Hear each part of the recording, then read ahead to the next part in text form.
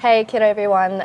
This is a quick rundown of what's happened in the past week for New Zealand real estate. So we had an announcement from the government around foreign property ownership. Yeah, totally. So the government has changed their Active Investor Plus residency scheme to allow these investors to buy one property in New Zealand, providing it's got a minimum price of 5 mil. So what we're looking at, there's about 200 sales a year that are above 5 mil.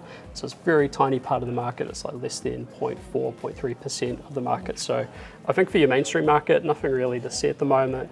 In that top end of the market, a little bit more demand, but what we're also seeing straight away is a lot more vendor activity, with vendors starting to think about whether this might then warrant them listing their property on the market.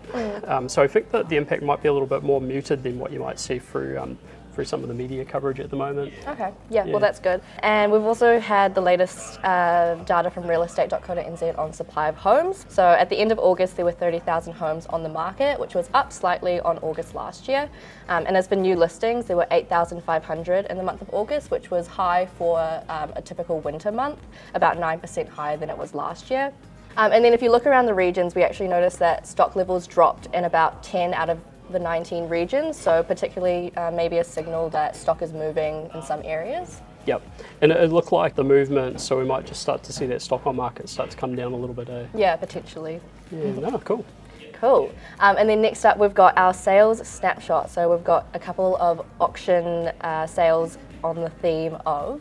Yeah, so we've got character meets contemporary. So mate, I'll kick us off. Yeah, go ahead. Yeah, sweet. So I've got 143 Wallace Road in Templeview in Hamilton. A bespoke masterpiece, timeless elegance. 5 beds, 4 baths on 2 hectares. So this has got old world charm and contemporary comfort. It was actually built in the mid 2000s, but styled in the spirit of the early 1900s. So you kind of get best of both worlds. Marketed by Aman Bali and Siobhan McCarthy from Bayleys Rototuna. This one sold under the hammer at auction for 1.955 mil. Awesome, cool property. And I've got 82 Grange Road in Mount Eden, Auckland. Heritage Heart, Modern Soul, 4 bedrooms, 2 bathrooms on 400 square metres.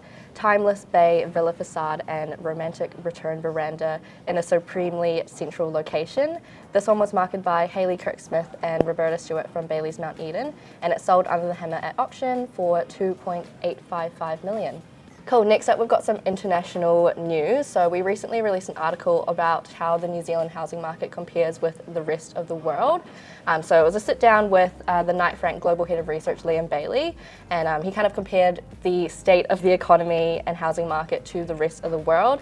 What we may think, New Zealand is not really the only market doing it tough. A lot of similar conditions in markets in like the UK and wider Europe. That's kind of interesting because I guess people often say that it's like a New Zealand thing. Yeah. Especially it's like a global thing at the Yeah, moment. particularly like things like cost of living, things like that, like global impacts have affected quite a few markets. And interestingly, they picked up 2 markets that kind of went against the trend and had stronger growth in the past 2 to 3 years, and that was Dubai and Miami, Florida. And another trend was just seeing the luxury markets pick up, so kind of that higher end of the market. Yeah, cool.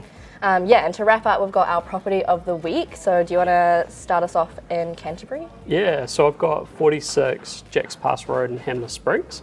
So Grand Residence offering boutique accommodation. So 5 beds, 5 baths on 3,300 square metres. Georgian styled home. It's opposite the Hanmer Springs golf course, only 400 metres from the thermal pools and spas. So if you want to learn more about this one, contact Harley Mannion or Charlotte Maguire from Bayleys Hanmer Springs. Cool, and I'm in Auckland. I've got 52 Beauvoir Avenue in Matakatia, Auckland. A standout coastal retreat with spectacular views, 6 bedrooms, 4 bathrooms on 4,000 square metres of bush-covered site, offering privacy scale and some great views of the Hibiscus coast, future-proofed with a lift to every floor. So if you're interested in this property, you can get in touch with Louise Thompson from Bayleys Orewa. So with that said, we'll wrap up the video. So thanks, Chris. Yeah, cheers, Sam. And we'll see you guys next time.